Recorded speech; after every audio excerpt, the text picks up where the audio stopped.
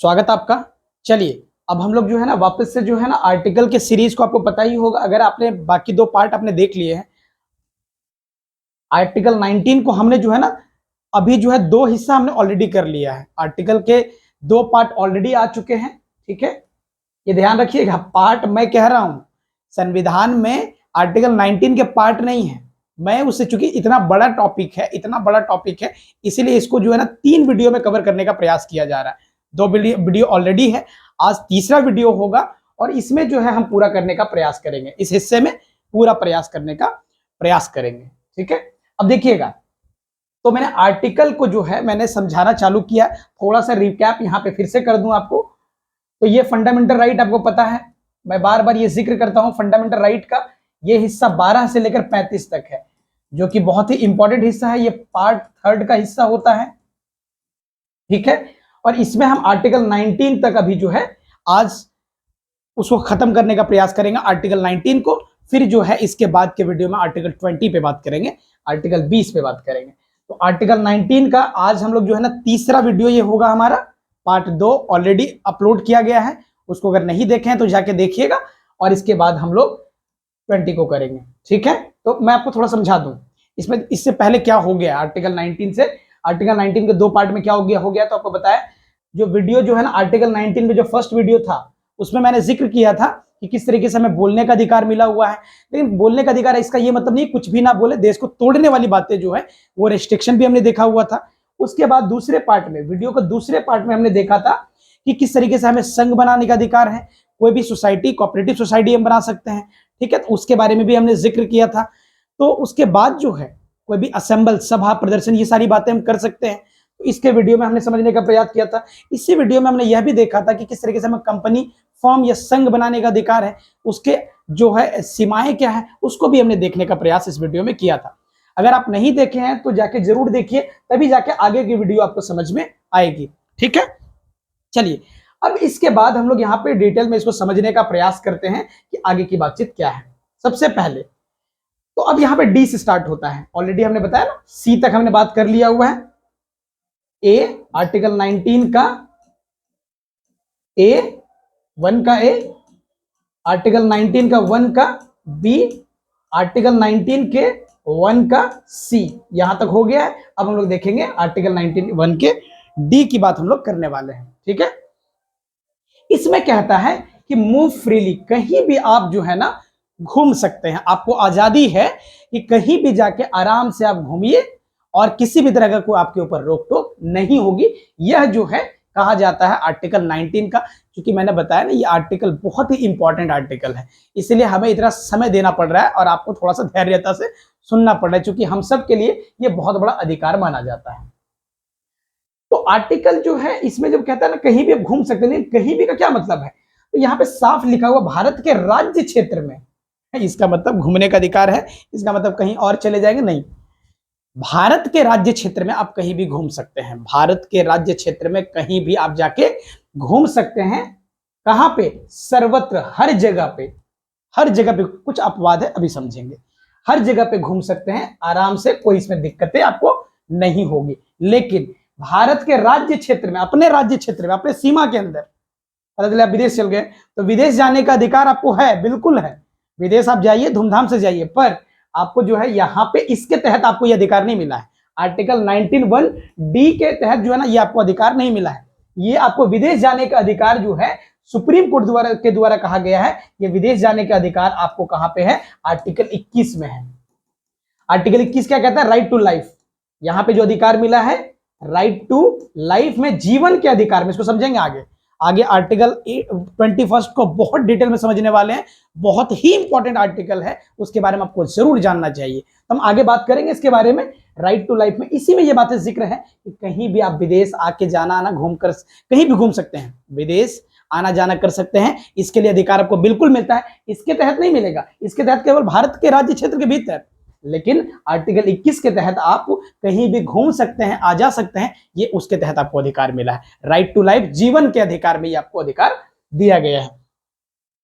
अब अगर देखें तो यहां पे राज्य क्षेत्र के भीतर घूम सकते हैं, लेकिन अपवाद यहां पे समझते हैं इसका क्या है। अपवाद यह है कि अगर आप घूमना चाहते हैं तो कुछ एरिया को छोड़ के कुछ एरिया में जाने के लिए आपको वहां के सरकार से परमिशन लेना पड़ेगा। क्यों ऐसा करते हैं? क्योंकि कुछ एरिया ऐसा है जो काफी जो है ऐसे लोग वहां पे रहते हैं जो काफी शेड्यूल ट्राइब के लोग होते हैं, जो कि ट्राइबल किस्म के लोग होते हैं, उनके यहाँ पे जाने का हो सकता है, जाने के बाद उनके संस्कृति उसके कल्चर पे किसी तरह का इफेक्ट ना हो जाए, इसीलिए कुछ जगह पे जाने के लिए सरकार से परमिशन लेना पड़ता है, कुछ गाइडेंस को ध्यान में रखना पड़ता है, तब जाके वहां पे आ जा सकते हैं, जिसको हम लोग कहते हैं ILO। आगे समझेंगे, ILO inner line permit, ILP जिसको हम लोग कहते हैं। तो कुछ हिस्से ऐसे हैं जहां पे जाने के लिए क्या करना पड़ता है, हमें सरकार के वहां के सरकार से क्या करना पड़ता है, परमिशन लेना पड़ता है। ये कौन कौन से राज्य है? तो एक राज्य है जिसको बोलते हैं अरुणाचल प्रदेश, एक होता है अरुणाचल प्रदेश, आंध्र प्रदेश नहीं है, अरुणाचल प्रदेश है, और दूसरा जो है जिसको बोलते हैं नागालैंड, दूसरा नागालैंड है, तीसरा अगर बात करें तो उसका नाम है मिजोरम, और उसके बाद है मणिपुर। ये 4 राज्य ऐसे हैं अभी वर्तमान में जहां पे जाने के लिए, यहां पे जाने के लिए क्या करना पड़ेगा, आपको वहां के सरकार से क्या करना पड़ेगा, परमिशन लेना पड़ेगा, तभी जाके आप वहां पे जा सकते हैं। क्यों? कि कुछ एरिया को वहां पे क्या किया गया है, यहाँ पे एक हिस्सा डिक्लेयर किया गया है कि वहां पे जो है ज्यादातर शेड्यूल ट्राइब के लोग होते हैं, इसीलिए वहां पे जाने के बाद हो सकता है उनके कल्चर में किसी तरह की कोई प्रॉब्लम ना हो, किसी तरह की कोई दिक्कतें ना हो, तो कुछ जो है ना हमें नियम दिए जाते हैं, उनको फॉलो करना होता है, तब जाके वहां पे आप प्रवेश कर सकते हैं। तो ये बेसिक बातें आप समझ पा रहे होंगे कि ये क्या मायने रखता है। कहीं भी घूम सकते हैं, लेकिन कुछ जो है अपवाद के साथ। और यहाँ पे ये मैंने जैसा बताया विदेश जाने का अधिकार आपको बिल्कुल है, लेकिन इसका ये मतलब नहीं है कि आप आर्टिकल 19 का क्लोज फर्स्ट का डी जो है वो नहीं कहता है, वो आर्टिकल 21 कहता है, अधिकार देता है, वो सुप्रीम कोर्ट के द्वारा ये बातें कही गई है 1905 में। इसी का रिस्ट्रिक्शन, इसी का जो है ये डी जो है ना, अभी जो पढ़ा ना हमने, इसी का रिस्ट्रिक्शन यहाँ पे है। क्या है रिस्ट्रिक्शन? कहता है साधारण जनता के हित में कई बार उसको रोका जा सकता है, अनुसूचित जनजाति के हितों में संरक्षण के लिए क्या किया जा सकता है, जैसा भी बताया ILP के बारे में मैंने आपको बताया कि वो परमिशन आपको लेना पड़ सकता है। ऐसा इसलिए करते हैं क्योंकि वहां पे जाने के बाद हो सकता है उनके खान पान क्या होंगे, उनके रहन सहन, उनकी जीवन शैली अलग होती है कई बार, तो वहां पे हो सकता है कि जाने के बाद स्थितियां थोड़ी सी गड़बड़ हो सकती है, उनके लोग जो है ना जाके डिस्टर्ब कर सकते हैं उनको। इसीलिए क्या है, अभी हाल ही में आपने जो है एक वीडियो वायरल हुआ था जिसमें जो है ना काफी चर्चाएं जो हुई थी कि एक व्यक्ति गया था अंडमान निकोबार में, वहां पे जो ट्राइब लोग रहते हैं, जो ट्राइबल लोग रहते हैं, वहां पे जाने के बाद क्या किया, उसके कल्चर्स को क्या किया, उसने वायरल कर दिया, और जो है काफी ये मामला सुप्रीम कोर्ट तक पहुंचा। जो टूरिस्ट थे ना, उन्होंने ये वीडियो वायरल किया, और क्या हुआ, ऐसी स्थिति में सुप्रीम कोर्ट में ये मामला गया, और सुप्रीम कोर्ट में जाने के बाद कोर्ट ने मतलब डांटा उनको कि इस तरह का आप जो है ना कभी भी चीजों को प्रसारित न करें, क्योंकि ये उनके कल्चर का मामला है, उनके जो है ना व्यक्तिगत मामला है, और इस तरीके से इस चीज को आप न जो है लोगों के बीच प्रसारित करें, क्योंकि उनका जीवन शैली थोड़ा सा हमसे अलग है। वे जो है अपने उस पुराने जो जीवन शैली होती है उसमें अपने जीवन यापन कर रहे हैं, आपको उस जगह पे जाकर उनको डिस्टर्ब करने का अधिकार नहीं है। यह बातें सुप्रीम कोर्ट ने स्पष्ट रूप से यहाँ पे बताई है, तो आप ये समझ सकते हैं। इसलिए यहाँ पे क्या है, कुछ लोगों के हितों के लिए यहाँ पे ये चीजें की जाती है, जो कि आप यहाँ पे देख सकते हैं। इसके बाद क्या कहता है, आर्टिकल वही आया, अभी देखिए आर्टिकल 19 का क्लोज फर्स्ट का अब ई, यहाँ पे क्या कहता है, ये कहता है भारत के वही राज्य क्षेत्र के किसी भी भाग में निवास कर सकते हैं। अभी देखिए उसी के विपरीत किसी भी भाग में निवास कर सकते हैं, लेकिन कुछ एरिया में यहाँ पे रोका गया है। भारत किसी भी राज्य क्षेत्र में किसी भी भाग में निवास करना तथा बस जाने का अधिकार है, लेकिन यहाँ भी अपवाद जुड़ेगा, और ये अपवाद वही है जो पीछे दिया गया, वही अपवाद यहाँ भी रहेगा। यहाँ पे 1905 जो देख रहे हैं उसके लिए भी वही व्यवस्था किया गया है, यहाँ पे डी के लिए भी वही व्यवस्था, देखिए जो डी के लिए है, जो रीजनेबल रिस्ट्रिक्शन है, वही सेम रिस्ट्रिक्शन यहाँ पे आर्टिकल जो 19(1) का ई जो है, उसका जो यहाँ पे जो ई का है उसके लिए भी रिस्ट्रिक्शन सेम लगाया गया जो पीछे लगा हुआ था डी के लिए। यहाँ पे कहता है कि वही बात है कि यहाँ पे किसी भी जगह पे आप क्या है निवास कर सकते हैं, बस सकते हैं, लेकिन कुछ अपवाद के साथ। कुछ ऐसे जगह हैं जहां पे आप बस नहीं सकते हैं, वहां पे जमीन नहीं खरीद सकते हैं, जैसे कि आप एग्जाम्पल में देखें तो सिक्किम जैसा जगह हो गया, सिक्किम हो गया, उत्तराखंड हो गया, ऐसे जगह पे सिक्किम हो गया, उत्तराखंड हो गया, ये सब जगह में आप क्या कर सकते हैं, वहां पे आप बस नहीं सकते हैं। तो कुछ जगह पे क्या है, वहीं के लोग जो है जमीन को खरीद बिक्री करेंगे, लेकिन आप जो है वहां पे बाहर लोग जो बाहरी जो स्टेट के लोग हैं वो वहां पे क्या कर सकते हैं, जमीन नहीं खरीद सकते हैं। तो ये सारी बातें यहाँ पे स्पष्ट करी जाती है, जो कि आप देख सकते हैं। तो यहाँ पर रिस्ट्रिक्शन आप समझ पा रहे हैं, किसी भी राज्य क्षेत्र में, यहाँ पे एक तो कहता है किसी भी राज्य क्षेत्र में भाग में निवास कर सकते हैं, तब बच सकते हैं, लेकिन साथ ही साथ यहाँ पे जो है रेस्ट्रिक्शन भी लगाया जाता है, सीमाएं भी लगाया जाता है कि नहीं, आप जो है कुछ जगहों को छोड़ के ही आप ऐसा काम आप कर सकते हैं, जो कि आपको कुछ जगह को छोड़ना पड़ेगा। ठीक है, तो ये बातें आप समझ सकते हैं। अंतिम आता है यहाँ पे जिसको हम लोग बोलते हैं एफ, तो आपको पता है एफ जो है यहाँ से हटा दिया गया है। 44th अमेंडमेंट हुआ था, संविधान का 44th अमेंडमेंट हुआ था 1978 में, जब मोरारजी जी की सरकार हुआ करती थी, उसके बाद उसको हटा दिया गया था। अभी जो है हमारे पास संविधान में अब जो है एफ को हटा के यहाँ पे जी कर दिया गया है। एफ जो है आपको शिफ्ट कर दिया गया है किसमें, तो आपको पता है आर्टिकल 300A में शिफ्ट किया गया, जिसके बारे में मैंने बात किया हुआ था। अब देखिए यहाँ पे क्या है, 19 जो है 1 का जी कहता है कोई भी ऑक्यूपेशन, बिजनेस, ट्रेड और प्रोफेशन को हम क्या कर सकते हैं, अपना सकते हैं। कोई भी वृत्ति हुआ, उपजीविका हुआ, व्यापार या कारोबार हम क्या कर सकते हैं, कर सकते हैं। लेकिन सुप्रीम कोर्ट का यहां भी गाइडेंस चलता है कि वो व्यापार आपका वैध होना चाहिए। कोई ऐसा नहीं कि आप अफीम की खेती करेंगे। आपको पता होगा हमारे देश में अफीम की खेती को लेकर, हमारे देश में अफीम की खेती को यहाँ पे कानूनी जो मान्यता नहीं है। कोई अगर करता है, वो पता है अफीम की खेती की जाती है, उसके बाद उसको यूज में लाया जाता है, तो इसकी खेती नहीं किया जा सकता है, ऐसा मानना है। जुआ को लेकर जो है ना कोई कारोबार आप नहीं कर सकते हैं, जिसको लेकर मनाही है, आप वैसी चीजें आप नहीं कर सकते हैं, जो कि यहाँ पे साफ कहता है।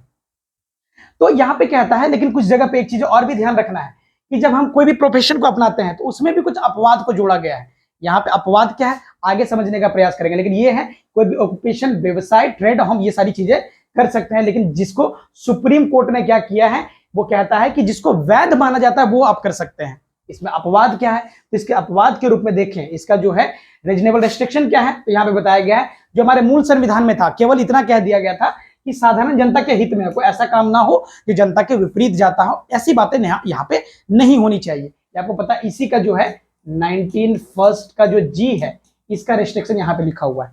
आपको पता होगा इसमें साफ कहता है, मूल संविधान में ये बोलता है कि साधारण जनता के हित में हो, ऐसी बातें आप ऐसे कोई कारोबार को नहीं करेंगे, ऐसा कोई व्यवसाय नहीं करेंगे जिसमें क्या हो लोगों को नुकसान होता हो। तो ये बातें स्पष्ट करता है, लेकिन ये मूल संविधान में जो है ना ये स्पष्ट रूप से बताया नहीं गया था। लेकिन बाद में एक संशोधन हुआ हमारे यहाँ पे, फर्स्ट संशोधन जो हुआ यहाँ पे अमेंड हुआ। अमेंड का मतलब होता है, आपको पता है कि संविधान में कोई सुधार करना। सुधार किया गया था 1951 में, जब यहाँ पे नेहरू जी की सरकार थी, तो पहला अमेंडमेंट हुआ। उसमें कुछ बातें यहाँ पे लिख दी गई कि आवश्यक वृत्तिक या तकनीक अर्हता होना चाहिए। जैसे मान लेते हैं आप जो है ना कोई क्लिनिक खोलना चाहते हैं, तो अगर आपके पास एमबीबीएस की डिग्री ही नहीं है और क्लिनिक खोल रहे हैं, ऐसी स्थिति में क्या कर सकते हैं, लोगों को नुकसान पहुंचा सकते हैं। इसीलिए यहाँ पे क्या होना चाहिए, आपके पास यहाँ पे क्या होना चाहिए, आपके पास एक डिग्री होना चाहिए, एक डिग्री चाहिए। साथ ही साथ अगर कोई चाहता है कि हम लॉ को लेकर क्या करें, यहाँ पे हम प्रैक्टिस करें, तो लॉ प्रैक्टिस आप तभी कर पाएंगे जब आपके पास एलएलबी की डिग्री होगी।